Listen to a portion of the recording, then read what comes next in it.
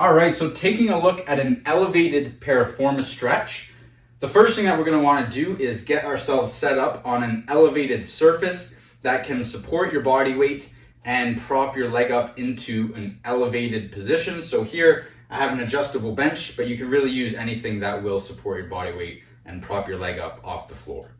So the first thing that I'm going to go over here is the ideal positioning and attributes that we want to be working towards if we're not quite there yet. This is going to be your target for this position, and I will show you some regressions that you can make if you're not quite at that level yet. But first things first is we're going to want to get our front leg set up on that elevated surface. We can use the hands for some additional support to support our body weight.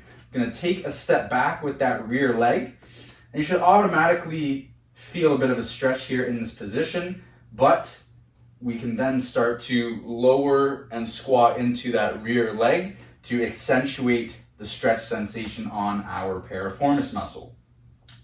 So the ideal attributes that we want to work towards, if we're not there already, is to have the knee flush on the flat surface so that the knee is in line with your foot.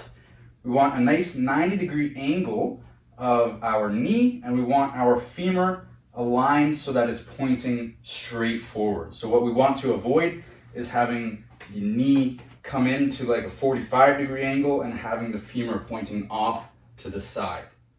So if you're having trouble getting that knee flush on a flat surface, or having trouble maintaining that 90-degree angle and femur alignment while the knee is flush on a flat surface, what we're going to want to do is regress the range by supporting the knee in a higher position in relation to the foot, as that's going to demand less external rotation of the hip.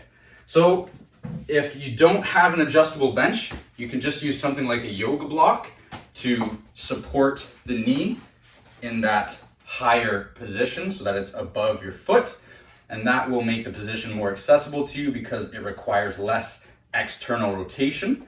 But ideally, if you do have an incline bench, or an adjustable bench rather, you can just set it up on an incline that is suitable to your level of ability, and you can use that to create that deficit there so that you're not working in as much external rotation of the hip, which will allow you to stay strict with that 90-degree angle at the knee and keeping your femur pointing forward.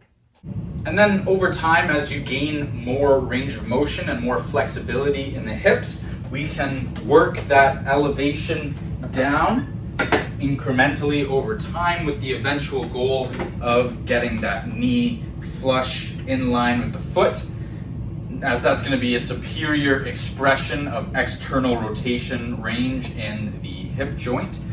But the only non-negotiables on this position, no matter what level you're at, are maintaining a 90-degree angle at the knee and keeping the femur pointed forward and aligned properly. So regress the range and elevate that knee as much as you need to be able to maintain those two attributes throughout the entirety of the set. Once we're able to assume the position with our knee flush against a flat surface, maintaining those attributes, we can then start to increase the stretch sensation by trying to arch the low back, and we can lower our chest down to that knee. And we want to also think about internally rotating the torso. So think about having your chest rotate into the stretch and then lowering down the torso and actively trying to arch the low back, as that will be pulling you into an anterior pelvic tilt, which is going to isolate the piriformis optimally. Now, the last thing that I want to go over, but arguably the most important, is how to create contractions from this position. So there's two types of contractions that we can create.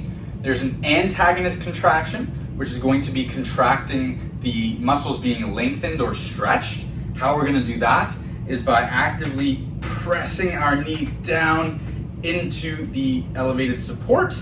Then we can take a breath out and try and explore deeper range. There will always be a period of relaxation after a contraction in a stretch.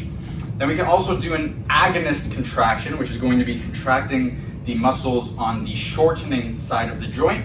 How we're going to want to do that in this position is by actively driving the knee up towards our chest. And then again, we can take a breath out and explore deeper range in the position.